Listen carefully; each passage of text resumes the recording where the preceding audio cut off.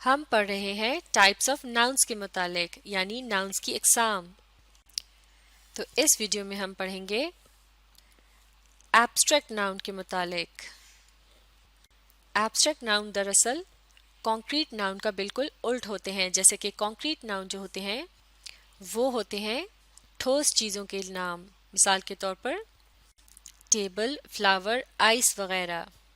یعنی ایسی چیزیں کہ جن کے متعلق ہم انہیں دیکھ کر، چھو کر، سونگھ کر، چکھ کر یا پھر ان کی آواز سن کر ان کے متعلق بتا سکتے ہیں کہ وہ چیز کیسی ہے.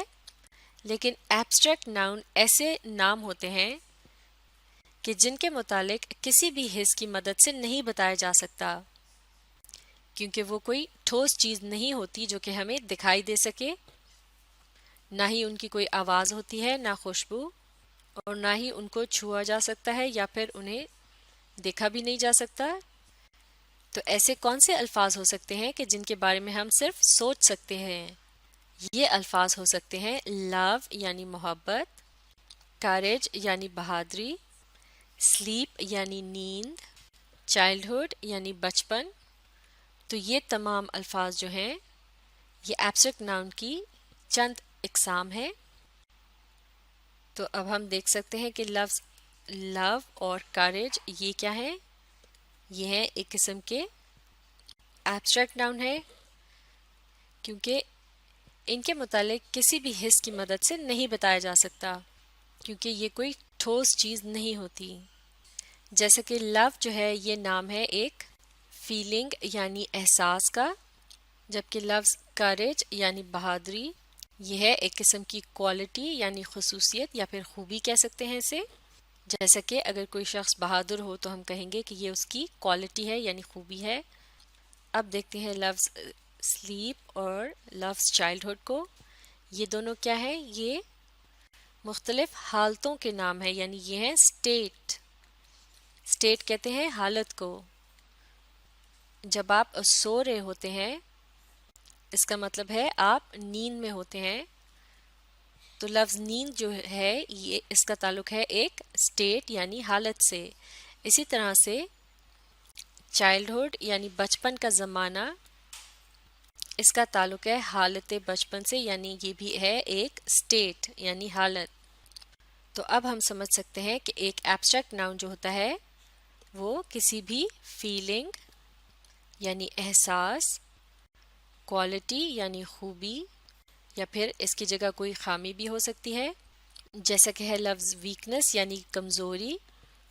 اور اس کے علاوہ ایک ایبسٹریکٹ ناؤن جو ہے وہ کسی بھی حالت کا نام بھی ہو سکتا ہے، جیسے کہ سلیپ یا چائلڈہڈ، یعنی یہ ایک اسٹیٹ کا نام بھی ہو سکتا ہے. اب ایک جملے میں ایبسٹریکٹ ناؤن کا استعمال دیکھتے ہیں. The brave man jumped into the river to save the child. یعنی اس بہادر آدمی نے بچے کو بچانے کے لیے دریا میں چھلانگ لگا دی. تو یہاں لفظ بریو یعنی بہادر، اس کی مدد سے ہمیں پتہ چل رہا ہے کہ یہ شخص جو تھا یہ دلیر تھا یعنی بہادر تھا.